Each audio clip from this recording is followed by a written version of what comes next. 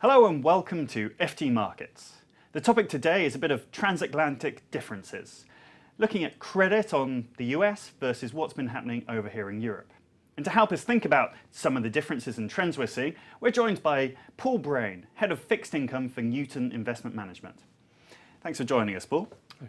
So I think in this first chart here, you're just going to sort of talk us through a little bit of what's been happening in terms of the development of some of the creditworthiness of the companies on the US and in Europe. That's right. We have been concerned for some time about the increase in leverage in the credit markets.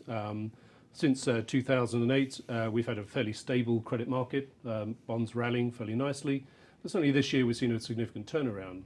And that's, in particular, the reason for that is twofold. One is there's been an involuntary increase in leverage, and also there's a voluntary increase in leverage.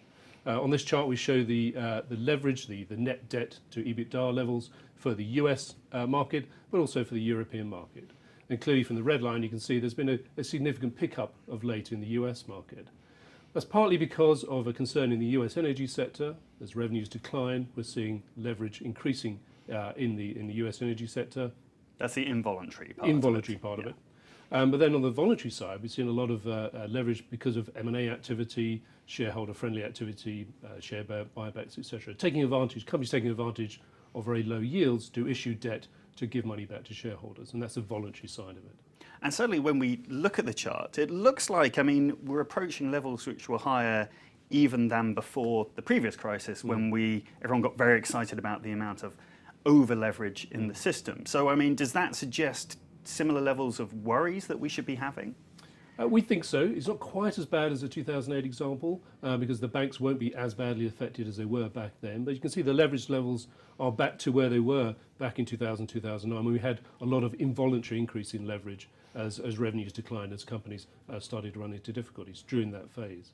And we can see here Europe is a bit later in terms of the credit cycle. The European companies haven't been taking on as much debt so far. That's true. Certainly there hasn't been the same voluntary increase in leverage coming from companies in Europe to give money back to shareholders, but that has certainly escalated over the last 12 months or so. And in particular, there's a worry about the US energy sector in the US, where you've seen revenues decline rapidly because of the fall in the oil price, and where leverage has increased involuntarily over the last 6 or 7 months. And I think we can see some of that. We've got another chart here in terms of the pricing for high yield spreads. So that's a spread over the cost of the risk-free rate, I guess. And there's a slight problem with the chart here. The European line is actually the blue one, and the US line is actually the red one. That's correct, yes. So what are we looking at here now we've got the colours right? Well, here we're just showing the spread between high yield market, the high yield index, over the underlying government market. And you can see the rise in the spread from a low point in 2014 up to some pretty high levels right now.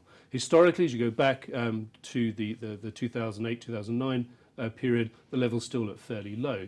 But the rapid increase in over the last 4 or 5 months has come because of that both voluntary and involuntary increase in leverage, and generally the concern about credit markets more broadly. So it's not just about leverage, it's about where's the demand for these markets, who's buying high yield, has there been a lot of purchases of high yield by maybe tourist type investors, maybe ETFs and mutual funds that have got a little bit too big.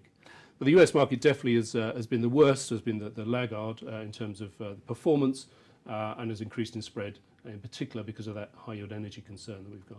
And how are you investing for that? I mean, are you avoiding high yield altogether, or is it a question of buying Europe and selling the US? Well, there's generally, there should be a bias towards Europe over the US because the fundamentals, the technicals, are probably more supportive in Europe than they are in the US. And certainly that's what we have done.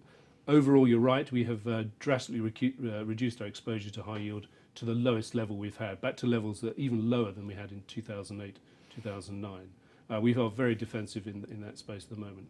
The two reasons for that. One is that the market is saturated with debt. There's been an awful lot of issuance. As I mentioned, there's a lot of tourist investors. ETFs are very large. Mutual funds have got to a very large position. There's a lot of holders of corporate debt. And the banks on the other side are not there perhaps providing the liquidities they used to do in the past. So if there's a massive outflow or increase in outflows, we're worried about where those bonds go, and we're worried about gapping down in prices in a sector where there isn't good liquidity, similar to a 2008 experience. And what about defaults though? Because typically defaults are really what drive the credit cycle, and when those start to pick up, that's when people start to worry. Prices for high yield go up quite a lot. I mean, so where are we in terms of default rates? Well, that's what we think the market has forgotten about, that actually default rates can go up. Although we've been in a very benign period for corporates, for credit in general, low interest rates, decent profits, the ability to pay coupons, the ability to pay principals back has been fairly good. We think that is changing. And in particular, one sector, the US energy sector, where because of the drop in the oil price, revenues have declined or halved. A lot of companies had forward contracts selling their oil at higher levels. They've all rolled off now. And also they have had fairly benign negotiations with their banks, which are also now changing. The banks are getting a lot tougher and perhaps not lending as much for cash flow purposes as they've done in the past. So a combination of tighter credit conditions from the banks, lower revenue, we think will lead to a significant pickup in defaults in that particular sector. So a sort of a turning of the credit cycle at last. And I think just finally we have one more chart here to talk about investment grade. So it's looking pretty bad on the high yield side, but what about the high quality borrowers? Why is the US more expensive than Europe again? Well, that goes back to the voluntary leverage that's been occurring. A lot of the US investment grade companies have taken advantage of very low interest rates and increased their leverage, giving money back to shareholders through M&A activity or through share buybacks, etc. So there has been an increase in leverage. But also it's a knock-on effect from this concern about rising defaults. Defaults are never good for credit investing. If you can't sell the bonds that are becoming less liquid, you tend to sell the bonds that are still liquid. So as we saw in 2008, 2009, or up until the beginning of 2009, there was a knock-on effect across the whole credit spectrum.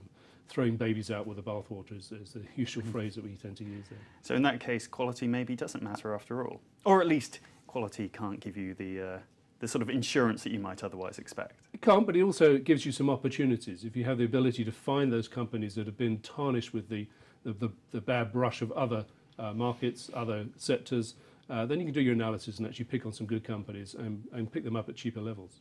Great, well, thank you very much for joining us, Paul. And so it sounds like investors should certainly be thinking about the consequences for the high quality borrowers as things appear to start turning in the high yield market. And maybe it might be safer to look at Europe instead of the US.